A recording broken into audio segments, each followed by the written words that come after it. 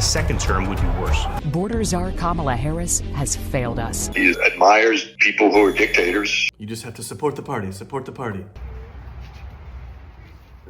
What's going on, everyone? 我是麦克老师, and it is election season. I've decided to go and vote today, so I want to talk a little bit about that. This is my mail from the past couple of days. Just absolutely ridiculous. You watch YouTube and every ad is a political ad. If we elect Trump again, we're in terrible danger. The Biden-Harris regime has handed our border over to cartels and flooded our communities with deadly drugs. He commented more than once that Hitler did some good things too. This election is getting absolutely nasty right now. It's ridiculous, and it's only going to get more ridiculous as we get closer to the election. So what's the deal? Why am I just getting so much of this stuff every single day? Well, North Carolina is a swing state, or a battleground state. In case you don't know, the US is not a direct democracy. The president is not chosen by the popular vote. We vote in our state. Each state has a minimum of 2 electors, plus more electors based on population. Whichever candidate wins the state gets all of those electoral votes. That's how it works in 48 of the 50 states. The other 2 divide the electoral votes. Whichever candidate gets 270 electoral votes wins the election. Anyway, this year there are 7 swing states, and I happen to be in one of them. This is my first time voting in a swing state. So I guess my vote has never been more important, at least in terms of a presidential election. Here's a map of all the states that have been swing states in the last 8 elections. Florida and Nevada have been swing states 5 times. My home state of Minnesota has been a swing state twice. Although for every election that I've been able to vote in, they've always voted for Democrat, aka a blue state. You can see other states here like Oklahoma who have voted conservative in every election after 1964. They're considered red states. The political landscape is always changing across the country. This year the swing states are Michigan, Wisconsin, Pennsylvania, North Carolina, Georgia, Arizona, and Nevada. In these states, the voting is just going to be too close to predict, and whoever wins most of those 7 states is going to win the election. So me being in North Carolina, I get an extra dose of these. Fight, fight, fight. Trump. Trump, dangerous for North Carolina. Kamala turned her back on the Jewish community. Donald Trump always stands up for Jewish people.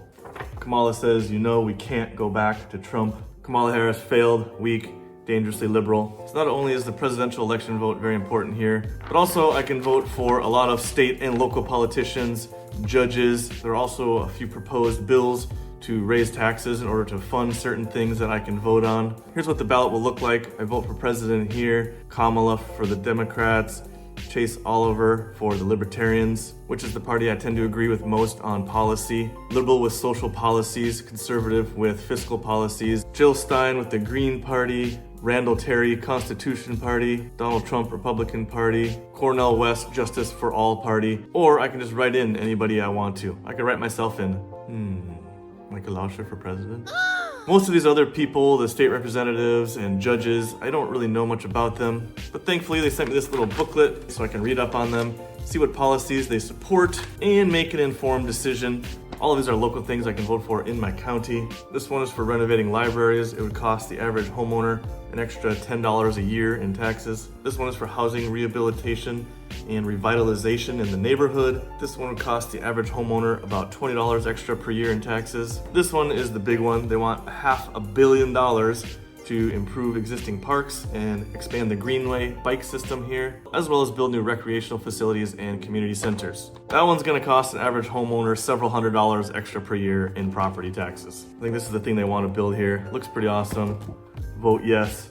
I'm not so sure. No, I don't own property, but the people that rent to me do own property, so if their taxes go up, then my rent goes up too. Here you can see all the topics that are most important to Americans this election cycle. Top of the list, inflation and increasing costs. Second is free speech, which is my personal number 1. Why? Because if you can't speak, you can't think. Free speech is absolutely paramount to holding our government accountable. Healthcare, abortion, crime, gun policy, Supreme Court appointments, education, immigration, and foreign conflicts are all major issues that people are considering when voting this year. So, I do not like either Trump or Kamala. It's not Kamala. It's Kamala. If Kamala wins, I have little doubt she's going to continue funding wars that have no end in sight. Kamala says she has a plan to lower food prices. Sounds great, but will probably make things worse. Kamala also wants to continue spending like crazy Our national debt now is 36 trillion, something like that. It has absolutely skyrocketed since Obama took office. It's like the government has this credit card and they just keep buying and buying and buying. Now the interest payments are way more than what you borrowed. And Trump was the biggest spender of them all. He added over 8 trillion to our national debt. Now you could say part of that was due to COVID and all the extra spending that went with that. The other reason I'm not a big Trump fan is he tends to unite people around hate, particularly about immigrants. I'm very pro-immigration, albeit I think there should be a simpler, easier legal way to do it. Under Biden and Kamala, illegal immigration has increased dramatically. And if she's elected, I don't think she has any plans to stop that or to address that issue. Trump also wants to put huge tariffs on imports, which is going to dramatically increase the cost of living for people here in the US. Kamala claims she wants to cut taxes and help the middle class, but I honestly don't think her policies are going to accomplish that, nor will Trump's. I do like a few of Trump's ideas. He wants to bring in Robert Kennedy Jr., who I was originally planning to vote for, do some big health reform. I think that's desperately needed in this country. He also wants to take a serious look at the efficiency of government, which, surprise, surprise, is not efficient at all, and just cut out a bunch of things that are wasting money. Again, all this stuff sounds great. Will he actually do what he says? I don't know. The federal government has a lot of power balances in place, which makes things hard to get done. That is by design, and to me, that is a good thing. And a lot of people are worried that if their candidate doesn't get elected, it's going to be the end of the country. And if that's you, I just want to tell you, relax. Although the president does have a lot of power, they also have a lot of limits. Over the years, policy has kind of swung back and forth from the liberals to the conservatives, but overall, it's just kind of gone with the flow of society. As our society changes, the policies will change with it, and that is why I just don't lose sleep over things like this. We're gonna be okay. So with that said, I am gonna go vote.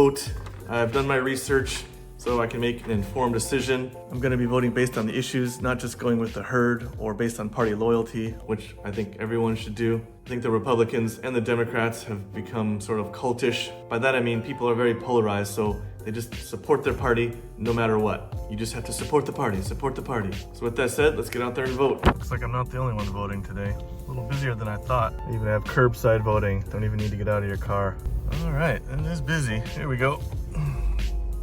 It's good. I'm glad to see there's a lot of people out here exercising the right to vote. Signs are just plastered all over the place here. This is ground zero for the campaigns right here. Citizen only voting? Yeah, that means people like me who are naturalized. You can't vote? That's of course you what can vote. That's what I would do. This would take it out? Okay, who's proposing this? Republicans, of course. Okay. That's I'll have to look into that. Yeah. Thank you for telling me that. Apparently this amendment would make it so that people not born here that were naturalized citizens would be unable to vote. I'm a little skeptical of that, but I will check into that and see if there's any truth to that. If that's true, that's not good. Oh my gosh. This is what I was given when I came in, a Republican voter guide, a Democratic voter guide. All right, all done. Obviously cameras were not allowed inside. From start to finish, the whole process was 1 hour. I did have to give my picture ID in order to vote. It seemed extremely secure to me. I don't know how one would cheat that system, but I suppose anything is possible.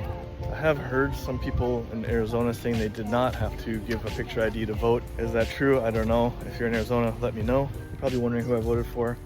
Like I said, I voted on principle, so that means not just what political party they belong to, but what are their stances on topics that are important to me. Those include some libertarians, some Republicans, and some Democrats. All right, I thought I'd finish up the video here on my balcony. Such a beautiful day out today. I decided this election I'm not going to reveal exactly who I voted for. I did that in the last election, and naturally a lot of people were upset and arguing in the comments, so you're just gonna have to guess this time. However, I do think I have a pretty good idea of who is going to be the next president of the United States. I'm not 100% sure, of course, but I'm gonna make a video with my prediction and an analysis, so stay tuned for that. That'll be out in a couple more days. I was thinking of doing an election night live stream. What do you guys think of that idea? Let me know in the comments below. I haven't done a live stream in a long time and kind of miss hanging out with everyone. Anyway, we'll talk very soon. As always, stay safe, stay happy, stay healthy. Watch麦克老师，下次再见。